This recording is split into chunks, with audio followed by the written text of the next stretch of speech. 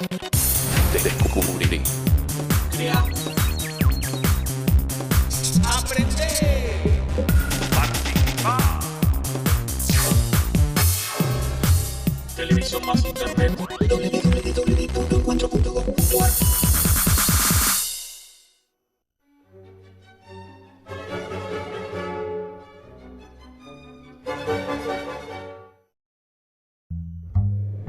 Este es un programa de filosofía por televisión. Ustedes se preguntaron por qué estamos aquí. Yo existo porque pienso. El hombre es el lugar en el cual todos los saberes son pensados. Descartes es un héroe del pensamiento.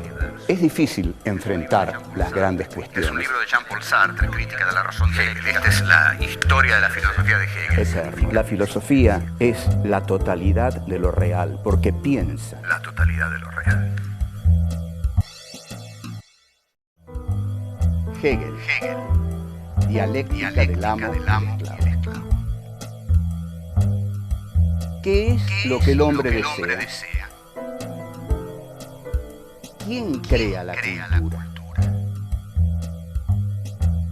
¿Cómo se desarrolla la dialéctica histórica en el pensamiento de Hegel? Del idealismo al materialismo. ¿Cómo pensar a los nuevos sujetos históricos?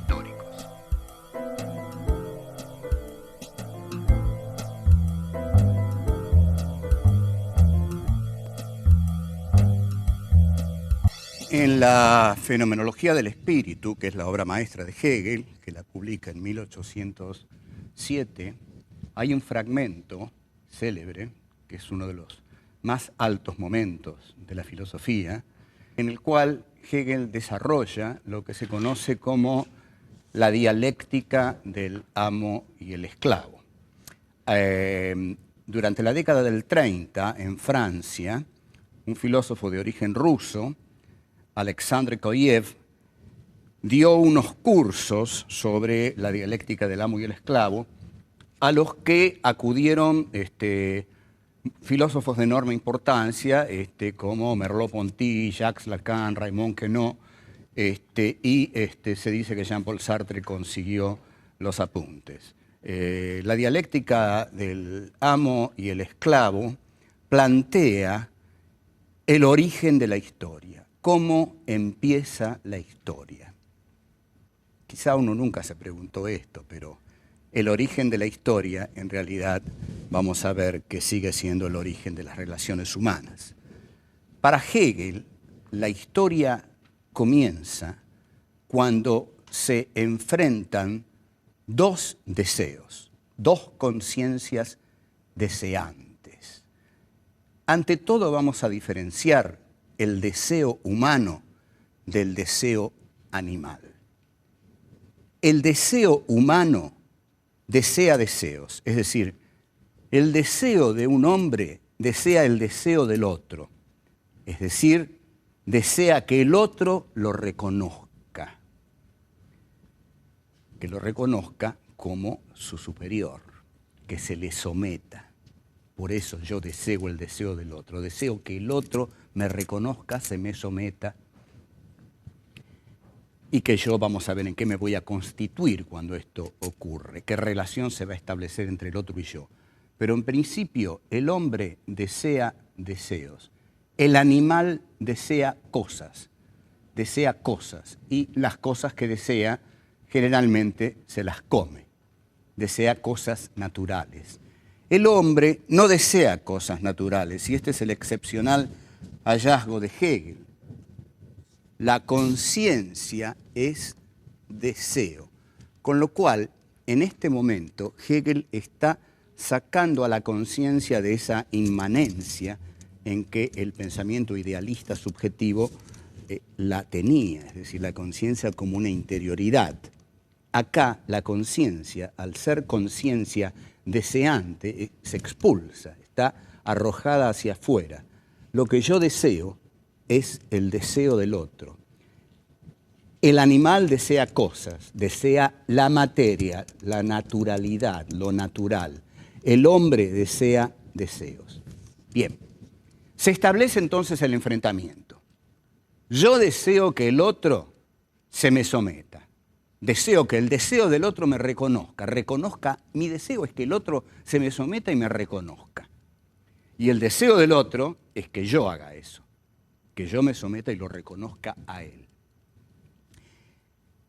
Este enfrentamiento tiene una resolución, porque uno de los dos en determinado momento sabe, los dos saben, he pedido perdón, está bien, los dos saben, en realidad cuando uno explica mal algo tiene que pedir perdón, los dos saben, las dos conciencias deseantes saben que están emprendiendo una lucha a muerte, a muerte. Yo deseo que el otro se me someta y me reconozca, y el otro desea que yo me le someta y lo reconozca. Esta es una lucha a muerte. Pero en determinado momento se resuelve, porque una de las dos conciencias tiene miedo. El temor. ¿A qué tiene miedo? A morir. Tiene miedo a morir. Porque esta, que es una lucha a muerte, va a terminar con la muerte de uno de los dos. Entonces, el que tiene miedo a morir antepone el temor a la muerte a su deseo. Es más fuerte su temor a morir que su deseo de ser reconocido por el otro. En cambio, aquel en el cual el deseo es más fuerte que su temor a morir es el que somete al otro. Pero el otro, el que pierde, en él no es tan fuerte el deseo de ser reconocido, es más fuerte el miedo a morir. Entonces ese se me somete.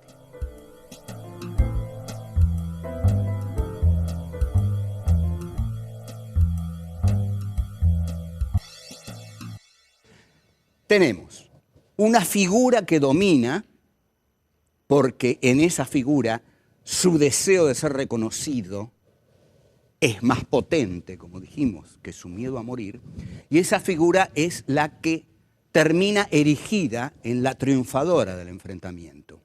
Esa figura es el amo. La otra figura, aquella que tiene miedo a morir y en consecuencia no le importa, deja de lado el deseo de ser reconocido, es el esclavo. Quedan así entonces constituidas las dos figuras del amo y el esclavo, en las cuales Hegel encuentra el inicio de la historia humana. Ahora, observen ustedes aquí la genialidad de Hegel. ¿Cómo continúa esto? Porque esto continúa. El amo queda en total insatisfacción, porque aquel que lo está reconociendo ya no es un sujeto autónomo, ya no es un otro autónomo, sino que es un esclavo. O sea, aquel que me reconoce es un esclavo, es mi esclavo. ¿Qué clase de reconocimiento es este?, dice el amo. Soy reconocido por alguien que tuvo miedo a morir, soy reconocido por alguien que prefirió dejar de lado su deseo, aquello que lo volvía humano, por el miedo a morir. En consecuencia, no me está reconociendo un ser humano, me está reconociendo un mero esclavo. No tengo reconocimiento alguno. Esa lucha que emprendí por el reconocimiento me ha llevado a no ser reconocido, sino apenas por un esclavo. El amo queda paralizado en esta derrota. Lo pone al esclavo a trabajar y el esclavo se pone a trabajar. Y aquí observen el desarrollo dialéctico de la cosa, ¿no? Cómo se va desarrollando dialécticamente. El esclavo trabaja para el amo. El amo queda confinado a la pasividad, al ocio y al goce. El amo recibe lo que el esclavo le da y se transforma en un ser ocioso, en un ser pasivo. El esclavo, por el contrario, trabaja para el amo. Y al trabajar para el amo, tiene que trabajar la materia. Al trabajar la materia, el esclavo comienza a construir la cultura. Porque la cultura es el trabajo que el hombre ejerce sobre la naturaleza, sobre la materia. El hombre transforma la naturaleza, transforma la materia y de eso surge la cultura, las culturas históricas, surge todo. Entonces, la historia humana pasa por el lado del esclavo. Es el esclavo el que con su trabajo para el amo descubre que él tiene una relación con la materialidad que es creativa. Es tan creativa que le permite sentirse más humano que el amo. Entonces, el amo engorda, digamos. El amo está ahí tirado esperando que el esclavo le lleve las cosas. El esclavo se las lleva, pero mientras tanto ha descubierto que ese trabajo con la materia, en ese trabajo ya descubre su libertad, porque, y esto lo va a decir Sartre del proletariado urbano, dice, en última instancia, en la fábrica, aún en su momento de mayor, digamos, humillación, un proletario siempre decide si pone un tornillo en tal lugar o en tal otro, si lo pone antes o lo pone después. En estos pequeños momentos va descubriendo su libertad. Y el esclavo hegeliano, al transformar la materia, va dando origen a la cultura humana. Entonces, el trabajo es un trabajo formativo, ¿no? Es lo que Hegel llama Bildung, cultura. La cultura es el desarrollo del esclavo trabajador. Hay una cultura porque el esclavo trabajador la hace. Y el amo queda confinado al ocio, al goce, a la pasividad, y el esclavo a la actividad. Con lo cual, el que ha terminado siendo humano es el esclavo. Y el que ha terminado siendo una cosa, una materialidad, una naturalidad, un animal, en última instancia, que tiene solo relación con lo que come, es el amo. Esto es un brillante ejercicio dialéctico de Hegel, admirable. Admirable en principio porque lo que hace es que le pone a las conciencias no una relación de conocimiento entre sí, sino de deseo. Quiero tu deseo, vos querés mi deseo. Bueno, yo te voy a matar con tal de conseguir tu deseo. Ah, no, yo tengo miedo. Bueno, entonces tu deseo es mío. Ahora sos mi esclavo, anda a trabajar y atendeme, dame todo lo que necesito.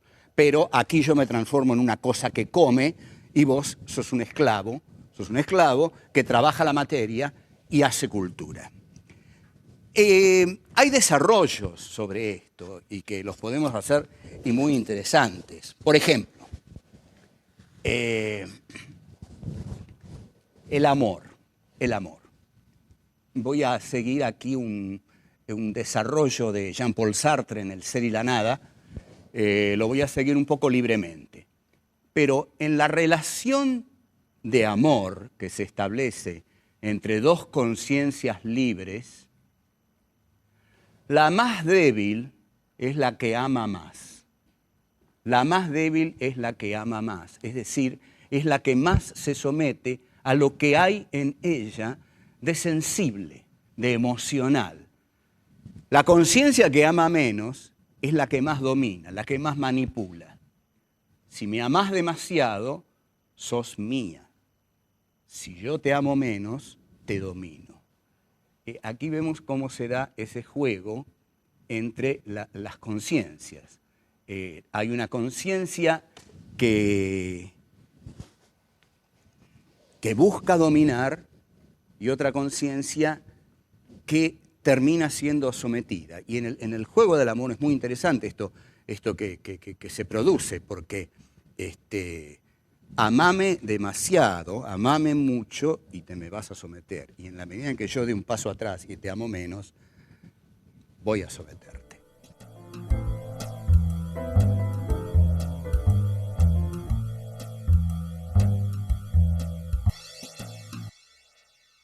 Si hablamos de una dialéctica del amo y el esclavo, es evidente que estamos hablando de la dialéctica. O sea, ¿cómo funciona aquí la dialéctica? En el primer momento, nosotros tenemos dos conciencias enfrentadas. Este es el origen de la historia humana. En tanto origen, este origen es lo que Hegel va a decir, es abstracto. Todavía no hay contenido aquí porque no ha sucedido nada. En realidad tenemos dos conciencias que están enfrentadas y todavía no ocurrió nada más que este enfrentamiento. O sea que es un primer momento de la dialéctica que tiene que desarrollarse. El segundo momento de la dialéctica es el de la negación, es decir, cuando una de las conciencias logra que la otra se le someta, es decir, una de las conciencias niega a la otra y la otra se le somete. El tercer momento de la dialéctica es la negación de la negación. ¿Por qué? Porque la conciencia que había sido negada niega a la negadora. Lo voy a explicar más claramente, aunque estaba claro, pero vamos a poner los personajes. Primer momento de la dialéctica, hay dos conciencias enfrentadas. Primera negación de la dialéctica, una conciencia niega a la otra y esa conciencia se le somete. Ahí tenemos un amo y un esclavo. La negación de la negación es la que el esclavo ejerce sobre el amo, porque en verdad el esclavo niega al amo al superarlo creando la cultura. ¿Qué es lo que ha salido? Un tercer momento que es la historia humana, la cultura humana, eso que el esclavo hace, y en esa cultura humana está integrada toda la dialéctica. El amo, el esclavo trabajador, el amo ocioso, forman parte de una nueva figura histórica. Entonces, nosotros tendríamos que la dialéctica de Hegel tiene, según habitualmente, vulgarmente se conoce, pero tiene tres momentos. El primer momento es el de la afirmación, el segundo momento es el de la negación y el tercero es el de la negación de la negación.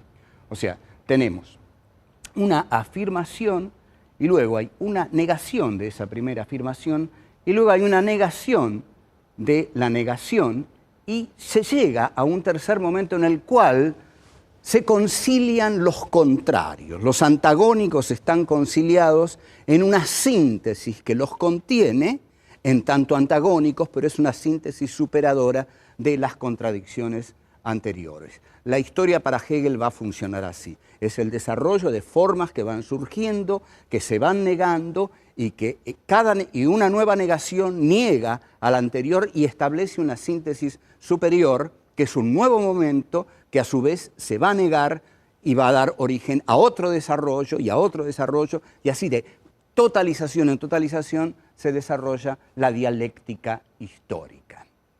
Ahora bien, esta figura del amo y el esclavo ha sido tan rica que no solo dio, por supuesto, origen al ejemplo cuasi sartreano que yo di de la relación de amor, sino que fue tomada por algunos talentosos cineastas. Si ustedes ven la película de Joseph Losey, el director inglés, El Sirviente, una película con Dick Bogart y Sarah Miles, van a ver que ahí el sirviente, que empieza como sirviente, va progresivamente sometiendo al amo hasta que él logra reemplazarlo. Donde deliberadamente está muy mostrado el esquema del amo y el esclavo es en una película de los años 60 que se llamó La Gran Comilona, una película del director Marco Ferreri con un elenco de actores europeos como Michel Piccoli, Marcello Mastroianni, Ugo Tognazzi y Philippe Noiret. La película narra lo siguiente: 4 personajes de la alta burguesía se encierran en una fastuosa mansión y deciden comer hasta morir. Entonces, la idea de Marco Ferreri, una idea contestataria típica de la década del 60, es la siguiente. Los esclavos llevan la comida, porque se ve a los proveedores que llevan la comida, y la burguesía come. Y la burguesía va a comer tanto que va a morir. O sea, la burguesía en última instancia se acabaría por implosión de la burguesía. En la película, efectivamente, comen de modo desmesurado, van muriendo de a uno en uno, y Marco Ferreri lo que está diciendo es: los amos van a morir comiendo, intoxicados con su propia comida. Lo que nosotros a lo largo de los años hemos visto es que la burguesía sigue comiendo y no muere, sino que por el contrario son los pobres los que mueren porque no comen.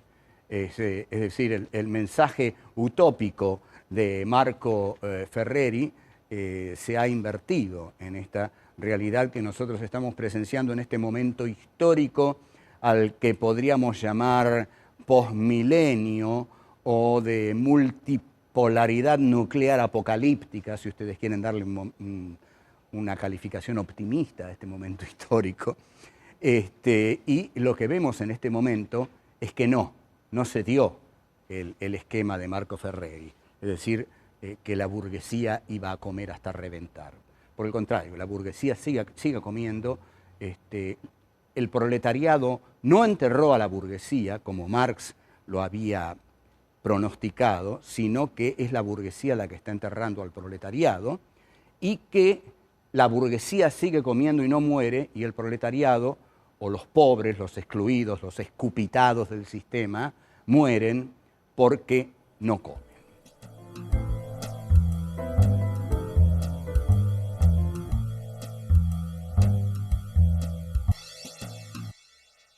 Lo que nosotros venimos viendo y lo que tenemos que redondear es qué diferencia a estos tres grandes colosos del pensamiento filosófico,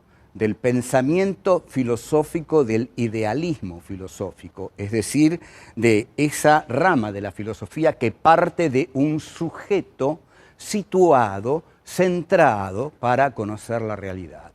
En Descartes teníamos un conocimiento único, absoluto y privativo que el sujeto tenía sobre sí.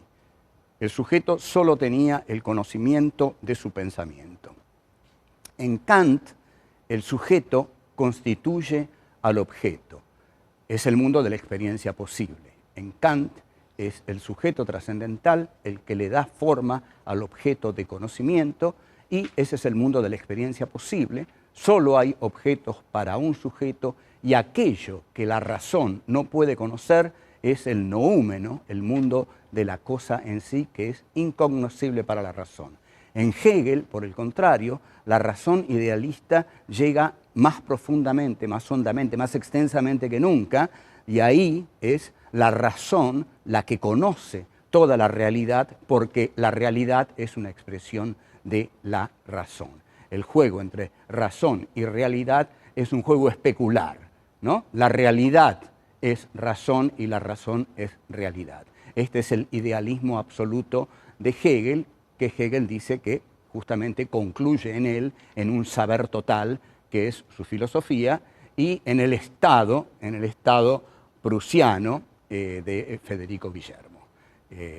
Bueno, estas serían las características de los tres grandes filósofos del idealismo europeo: Descartes, Kant y Hegel, y nuestro próximo paso, entonces, es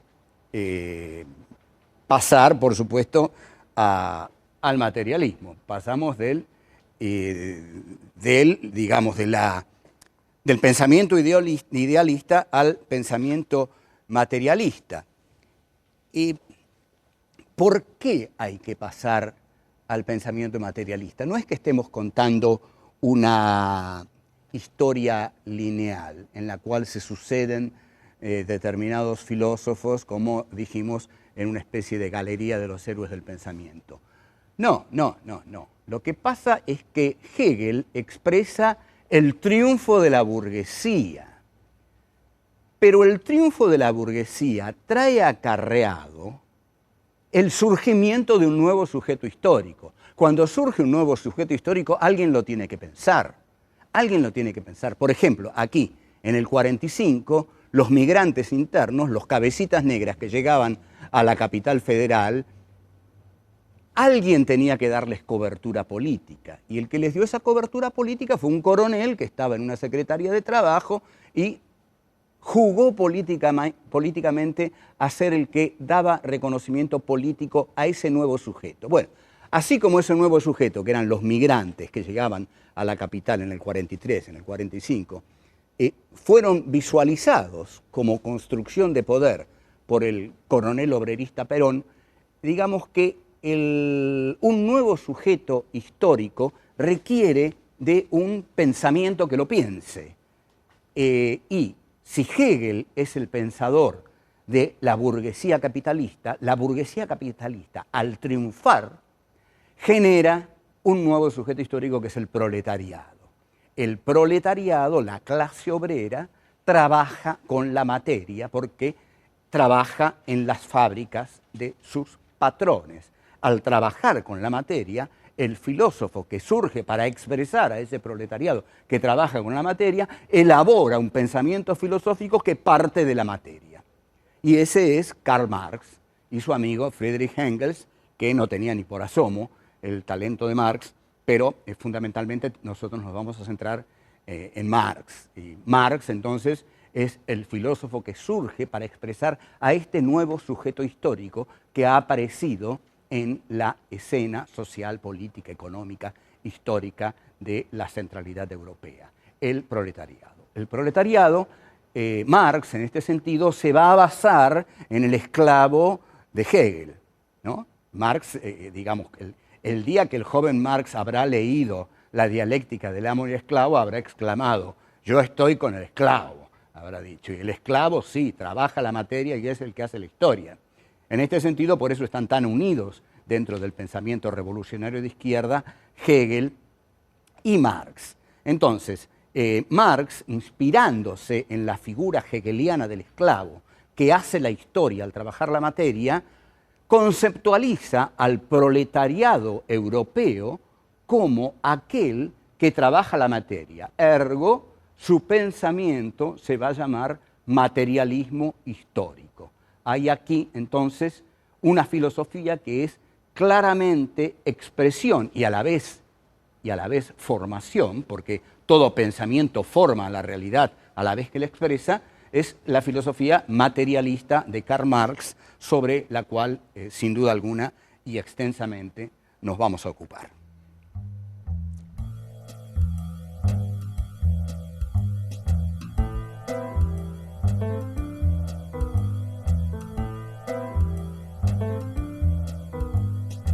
El que tiene miedo a morir antepone el temor a la muerte a su deseo.